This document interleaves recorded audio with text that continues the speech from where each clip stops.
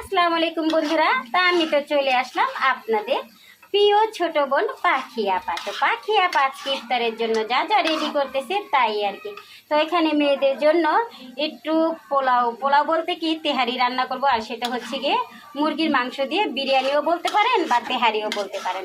তো সেটাই রান্না করার জন্য এখানে সব রকমের ময় মশলা দিয়ে আমি মাংসটা কষাতে দিয়ে দিয়েছি। আর এখানে দিয়েছি যা তেহারির জন্য যে ময় মশলাগুলো লাগে, আর আমি তো সব সময় ময় মশলা বেটে ব্যবহার করি। তো এখানে আমি 3 পদের বাদাম বাটা দিয়ে দিয়েছি, জায়ফল জদ্রিক, শাহি জিরা, পোস্তদানা, টক দই, টমেটো সস, তারপরে দিয়ে দিয়েছিলাম আলু বখারা, পোস্তদানা বাটা, শাহি জিরা বাটা, আর দিয়ে দিয়েছিলাম আদা রসুন আর পেঁয়াজ কুচি দিয়ে, আর একটু মরিচের গুঁড়া দিয়ে, আর দিয়ে দিয়েছিলাম ধনিয়ার গুঁড়া, আর দিয়ে দিয়েছিলাম ভাজা জিরার গুঁড়া। তো এগুলো দিয়ে, আর আস্ত গরম মশলা তো দিয়েছি।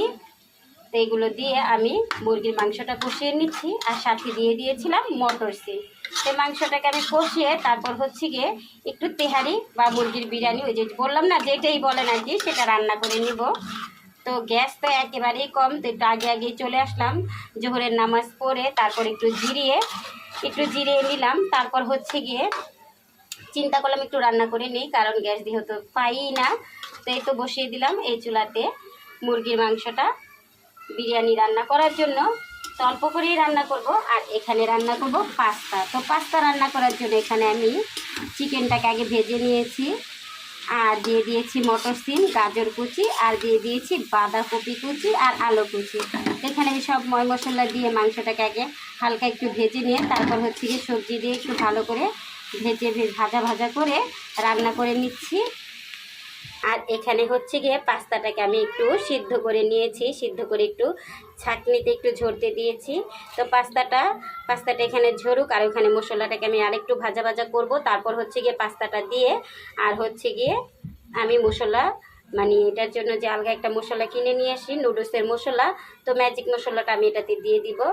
তো আজকে আমি এটা পাস্তার মধ্যে কোনো ডিম দিব না, কারণ মাংস দিয়ে রান্না করতেছি, তার জন্য আজকে আর ডিম দিব না। তো এখানে হচ্ছে গিয়ে পাস্তার জন্য যে সবজিটা আমি নিয়েছি আর সাথে মাংস, তো এটাকে আমি একটু ভালো করে ভেজে নিচ্ছি। আমি এটাকে একটু ভালো করে ভেজে তারপর হচ্ছে গিয়ে পাস্তা আর সসটা আমি দিয়ে দিব, আর দিব গিয়ে ম্যাগি মশলা। এখানে আমার বিরিয়ানি রান্না করার জন্য মুরগির মাংসটা রান্না শেষ। তো মুরগির মাংসটা আমি এখন নামিয়ে রেখে দিব। আর হচ্ছে গিয়ে বিরিয়ানিটা আমি ইফতারির পর রান্না করব, কারণ ইফতারের সময় খাওয়া হবে না, পরে আর কি খাবে। তো হচ্ছে গিয়ে এখন মাংসটাকে রান্না করে রেখে দিলাম, তাহলে বিরিয়ানিটা রান্না করতে একেবারে সহজেই রান্না করে নেওয়া যাবে আর কি। তাই তো আমি মুরগিটা রান্না করে রাখলাম বিরিয়ানির জন্য। আর এখানে হচ্ছে গিয়ে আমার পাস্তাটাও রেডি, পাস্তাটাও রান্না কমপ্লিট। এখানে আমি টমেটো সস, সয়া সস, আর দিয়ে দিয়েছিলাম কাঁচামরিচ ফালি, আর দিয়ে দিয়েছিলাম সামান্য একটু গোলমরিচের গুঁড়া। তো পাস্তাটাও তো রান্না করা শেষ। তো এখন হচ্ছে গিয়ে আজকে হচ্ছে ইফতারের সময় দেখা যায় মুড়ি তো বানাতেই হয় পেঁয়াজ ও আলুর চপ দিয়ে। তো সাথে আর কি একটু এই তো পাস্তাটা থাকবে, আর হচ্ছে কি ইফতারির পর আমি বিরিয়ানিটা রান্না করে নিব। তো আল্লাহ হাফেজ বন্ধুরা, দেখা হবে আবার আমার রমজানের কোনো পরবর্তী ব্লগে। তো এই পর্যন্ত সবাই ভালো থাকবেন, ইনশাল্লাহ আমার জন্য দোয়া করবেন, আমিও আপনাদের জন্য দোয়া করি।